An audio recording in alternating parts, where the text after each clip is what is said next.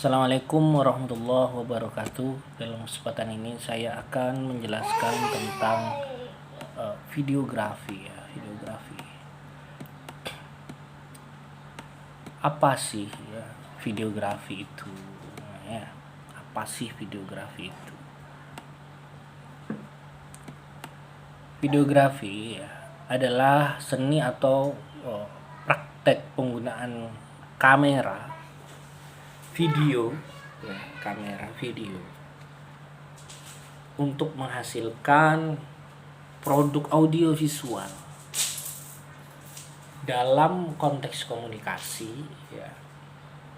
Produk audiovisual yang dihasilkan dari teknik videografi itu harus bisa menyampaikan pesan atau harus ada pesan yang disampaikan dalam videografi tersebut. Ada juga tuh videografi yang tidak punya pesan secara spesifik. Dia itu seni videografi. Jadi benar-benar produk seni, benar-benar untuk karya kesenian. Saya pernah melihat ada video itu ditaruh di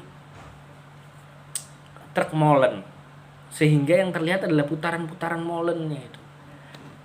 Kita tidak bisa menerjemahkan secara pasti pesan yang disampaikan dari konten tersebut.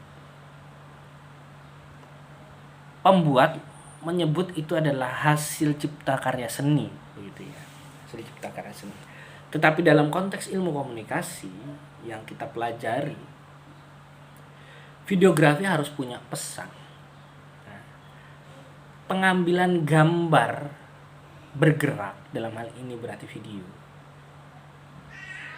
harus ada pesan yang ingin disampaikan melalui konten audiovisualnya. Harus ada pesan. Dalam perkembangannya, dulu di masa lalu videografi itu biasa ya diidentikan dengan dokumentasi ya.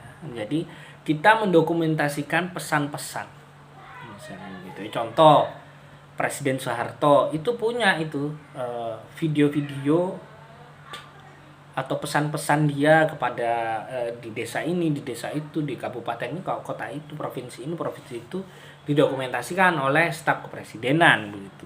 Dokumentasi. Tapi sekarang tidak. Di era teknologi informasi dan komunikasi yang sedemikian maju, videografi itu dijadikan sarana promosi.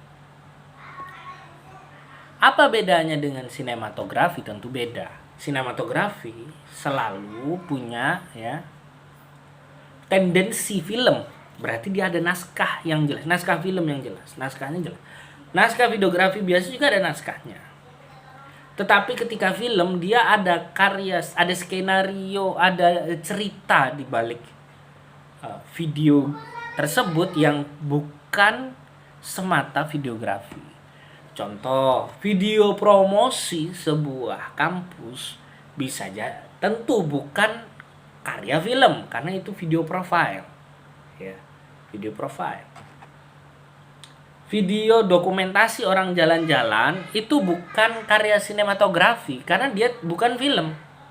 Tetapi bisa dipastikan semua sinematografi, semua karya film itu adalah bentuk dari videografi karena dia gambar bergerak semua itu. Film itu gambar bergerak yang ada cerita, ada skenario, ada naskah, ada pesan detail di dalamnya itu ya. Ada perbedaan videografi dan sinematografi. Di era kekinian video-video itu menjadi sangat lumrah bagi kita. Sangat lumrah itu apa?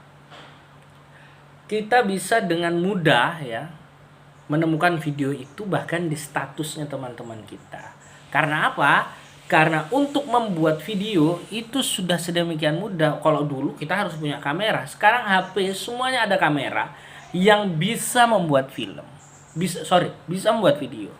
Video foto-foto dijadikan satu, video kita ngomong begini atau video kita merenung, ada tulisan-tulisannya, sudah gampang. Software untuk itu sudah banyak.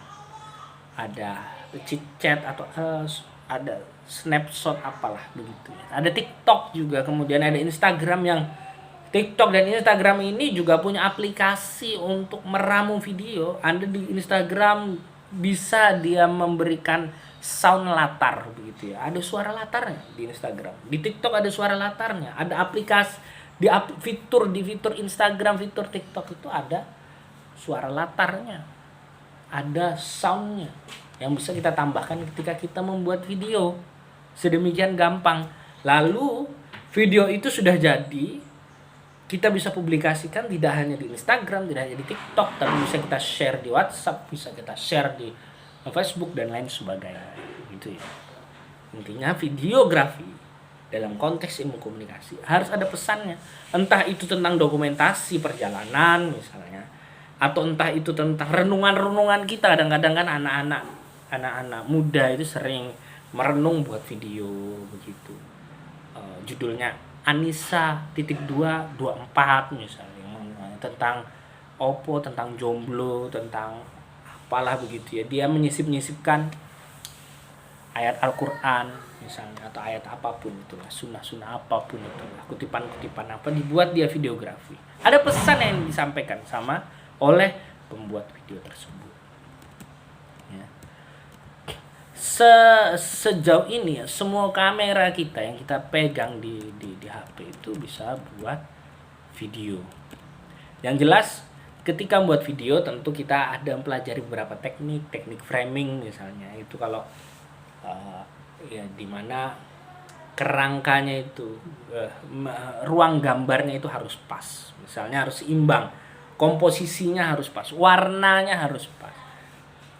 Di ruang gambarnya itu ya, di ruang gambarnya itu jangan ada bocor misalnya seperti video yang sedang saya tampilkan ini, ada bocor di sini, di atas sini. Nah, di atas sini ada bocor, ada benda yang asing yang sebenarnya tidak perlu. Nah, padahal ini ada kerangka di sini ya, ruang gambar sebut saja begitu. Itu harus seimbang. Semakanya saya di tengah. Kalau saya di sini jadinya nggak asik begitu. Kalau saya di sini jadinya tidak seimbang. Gitu. Saya harus di tengah. Itulah yang artinya komposisi dari ruang gambar itu harus pas. Framingnya, kerangkanya ini harus pas begitu ya. Bocor ini termasuk tidak bagus begitu ya.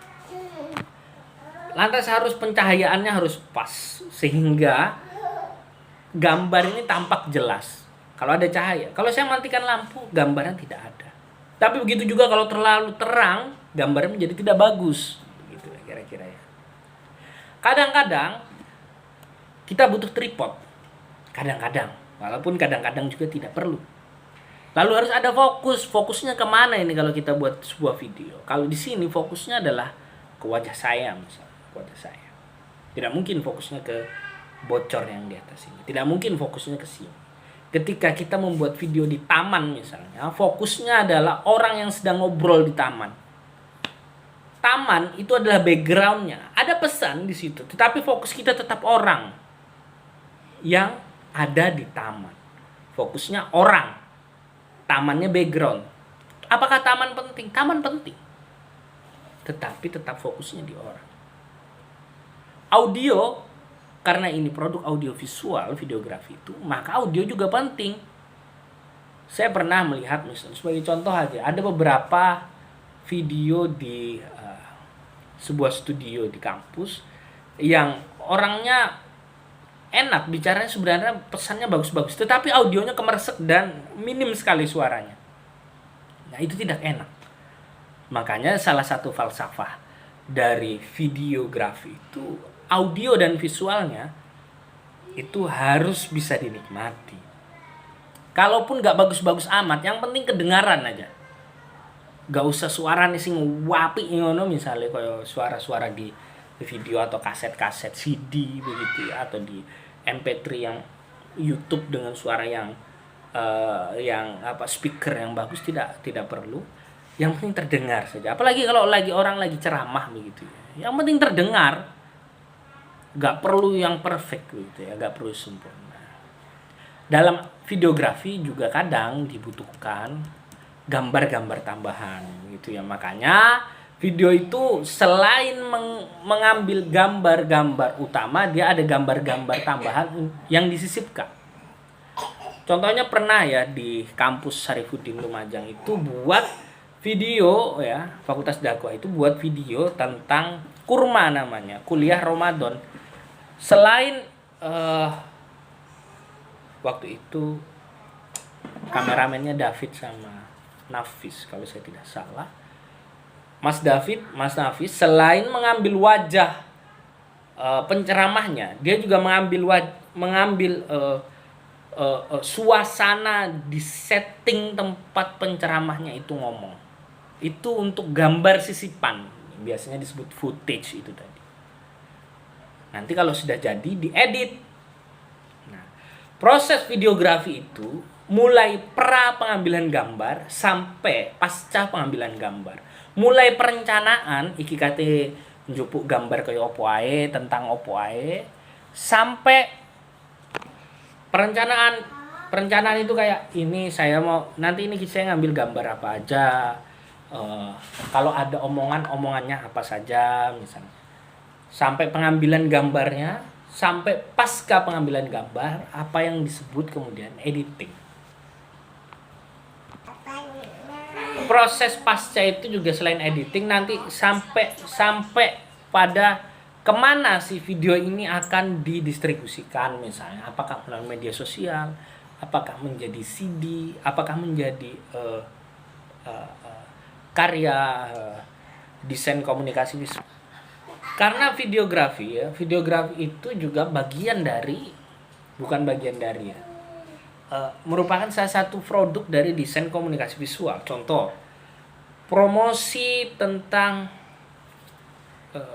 kampus Syarifuddin begitu ya. Ada video profil Syarifuddin ada di baliho di alun-alun begitu. Di apa? Videotron itu baliho tapi elektronik begitu. Di alun-alun. Maka dia menjadi produk desain komunikasi visual dong.